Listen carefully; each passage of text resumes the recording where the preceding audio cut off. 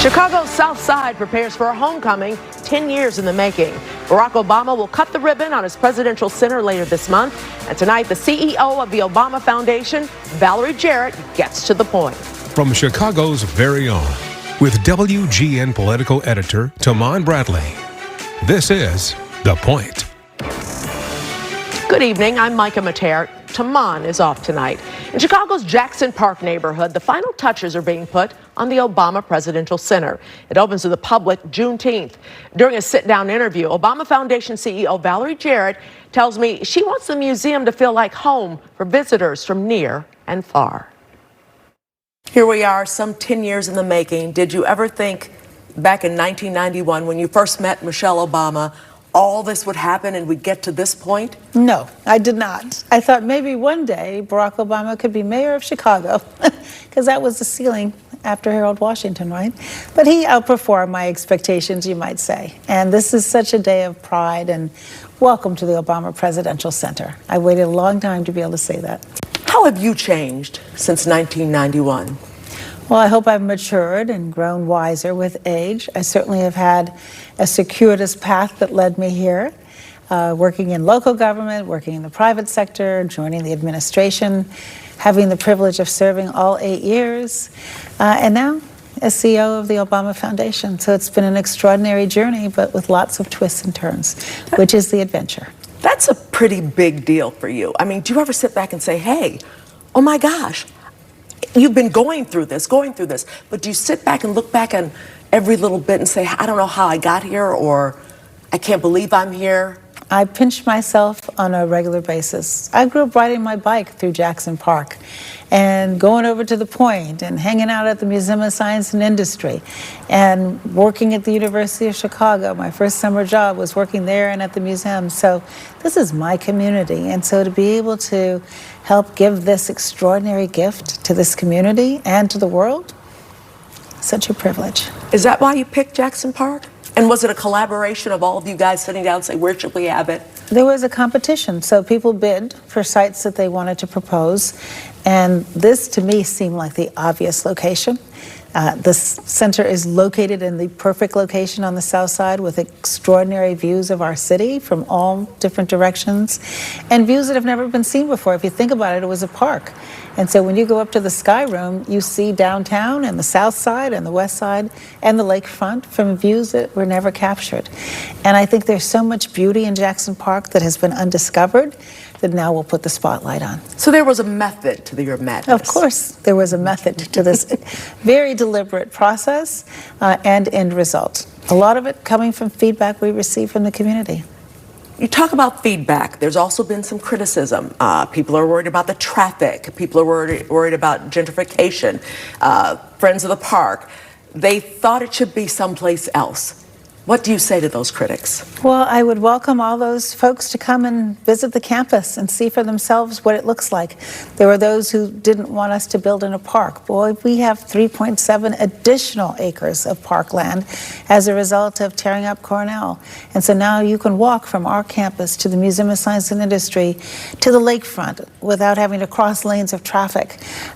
When you look at our walking trails and the fruit and vegetable garden and the athletic center and the Chicago Public Library that we're sitting in now, to our delicious restaurants, all of the amenities that are a part of this incredible campus, I think for those who were critical, they would say, wow, wow.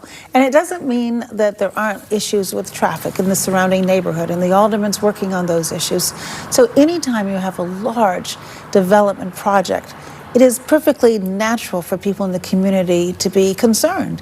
And we have tried to address those concerns by listening and acting accordingly. We have had countless community meetings, and much of the design of the campus was shaped by feedback we received. Tell me about the top, the words on the top. That was his speech at the 50th anniversary of Selma, right? Yes. Bloody Sunday. Tell me about that, and why did you decide to put that like that? Well, it is one of his favorite speeches. The theme of We Are America is what he calls it. And he thought that those words would be inspirational to all who visited. And they face the south and the west side by design. And I think it will give people a sense of the infinite possibilities that lie ahead, not just the work that happened under his presidency, but the hard work that lies ahead, and that we're all in this together. We're going through some hard economic times right now. Gas prices are crazy. They're soaring. We're in the middle of a war. What do you say to Americans, and how can this structure, this opening, help in what's going on in society right now? I think part of the theme that you'll see throughout the museum is stories of ordinary people who have done extraordinary things, many with what seemed like unsurmountable obstacles in their way. And the museum begins with the Declaration of Independence, slavery, Reconstruction, women's suffrage movement, civil rights movement. President Obama stands on the shoulders of a whole lot of folks who sacrificed greatly for him to have had the opportunity that he had to become president. And those stories, I think, will give people the courage to know the work is not done, and that this is a democracy which depends upon citizen engagement. It's not self-executing. It's not a spectator sport. If you don't like the way things are, then you have to get involved in your local community, and beginning there and then working from there to affect the kind of change that you want to see in our country. Everything you say is under fire right now. Women's suffrage, civil rights movement, DEI, things like that. It's under fire right now. Now, you grew up in Iran. There's a war going on in Iran. How do you feel about all this that's swirling around in America right now? I was born in Iran. My parents, U.S. citizens, moved to Iran so my dad could help start a hospital there. We left when I was 5, so I grew up here on the south side of Chicago.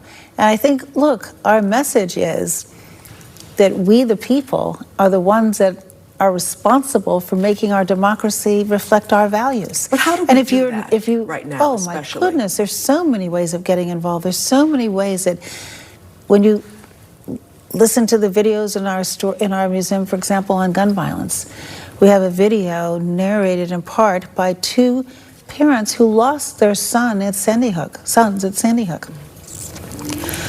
They are now doing extraordinary things to try to reduce gun violence in schools across America. The museum is full of stories like that are designed to inspire people, not just to learn about President Obama's time in office, but what people can do in their own lives on the issues that they care about. So, and it's not just voting, but it's holding our elected officials accountable. How do you go about doing that? What is community engagement all about? We tell those stories to educate, inform, inspire, and empower people to bring change home to their own communities. How is this Presidential Center Library Museum different from past presidents' libraries? Well, we have the advantage of President Obama being the first digital president. And so you will see numerous interactive videos where citizens, people who come through, can interact and tell their story and see how their story connects with President Obama's story.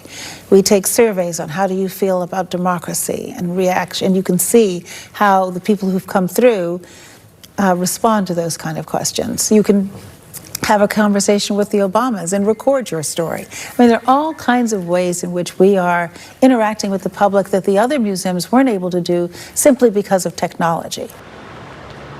We are a campus in an urban environment, the first presidential center to be so located, and the only one that has an athletic center and a Chicago Public Library and playgrounds and all of the open space that we have with all of the amenities that go along with it. And that's by design. And in addition to that, inside of the museum, because of technology, we are interactive with so many of our displays where we get the public engaged in it so they can push buttons and see how everybody else responds to their questions and see how the Obamas might respond to their questions as well. So we have digitized, in the process of digitizing, all of President Obama's records, his presidential records, so they will not physically be on site. They don't have to be. You can be on the other side of the world and access his presidential records. That's a first because of the time when he was president. So there are lots of ways in which we are different than the other presidential centers because of our location and because of the type of technology that is available to us now. You see it revitalizing the South Side? I think it's going to be a real economic engine for sure. I mean, if you think about it, if we have 600,000 people, we estimate, a year coming through the museum and maybe 750,000 total on the campus. They're going to be going to out restaurants and shops, and all of the amenities on the south side will be there to take advantage of. And I'm hoping that it will spur new development. The Emerald South is looking at joint purchasing so that some of the stores and other businesses in the area can purchase together and bring down the cost. So there are lots of real creative ideas for how this is just the beginning. Opening the center is a big deal, but there's far more to come. The grand opening of the Obama Presidential Center will take place on June 18th. Joining us on WGN at 6:30 that night for a 30-minute special. We'll take you inside the museum, feature interviews with top Obama White House staffers, and highlight more of the work the foundation is doing in the community. Center opens to the public the next day, June 19th. We're back in just 1 minute.